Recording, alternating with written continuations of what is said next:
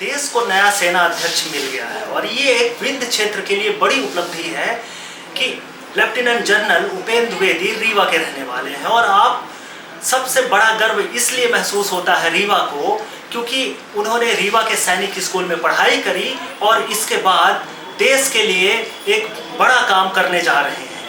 हमारे साथ हैं उनके भ्राता, तो आइए जानने की कोशिश करते हैं कि उनका बचपन कैसा रहा और कितना संघर्ष रहा, इसके बाद ये एक बड़ा मुकाम हासिल किया है। स्वागत है आपका एलपी तक पर एक बड़ी उपलब्धि विंध्य के लिए, और खास तौर से आपके लिए खुशी का बड़ा मौका है कि आपके छोटे भ्राता अब इस समय सेना अध्यक्ष होंगे।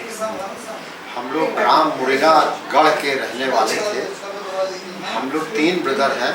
संयोग से मैं रीवा में ही आई स्पेशलिस्ट के पद पर और अधिष्ठाता श्याम शाह चिकित्सा महाविद्यालय के पद पर 2019 तक रहा।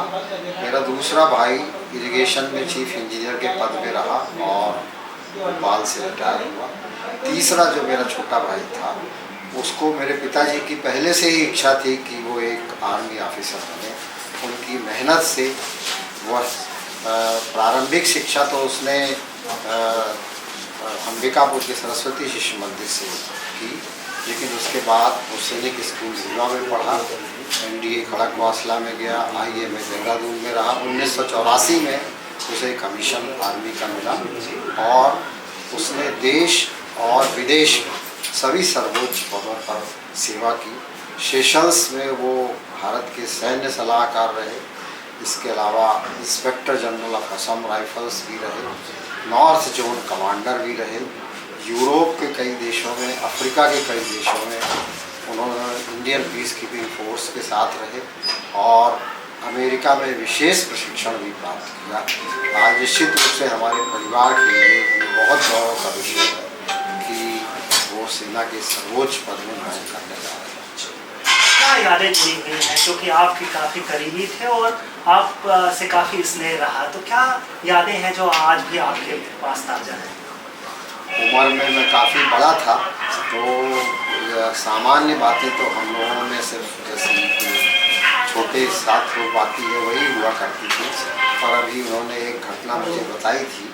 50 वर्ष पहले लगभग पिताजी ने कुछ पैसे दिए थे और वो दुकान में गए और उसने 50 पैसे कम दिए। उन्हें नहीं मालूम था, उन्होंने पिताजी को वापस कर दिया और पिताजी ने कहा कि इसमें 50 पैसे कम हैं। तो दुकान वाले ने कहा कि उन्होंने कहा चलो दुकान वाले के पास चलते हैं। तो दुकान वाले ने कहा अरे ये बच्चा झूठ बोल रहा है और ये 50 पैसे इसको दिए होंगे मैंने, ये ऐसे ही कह रहा है। पिताजी ने कहा मेरा बच्चा कभी झूठ नहीं बोलता और वो घटना अभी उनको 50 वर्षों से याद है। तो उनका ये कहना था कि कभी भी असत्य न बोलो, झूठ न बोलो, और आज भी वो उस पर कायम है। तो ये एक छोटी सी घटना है पर उनके दिमाग में आज भी 50 वर्षों से है।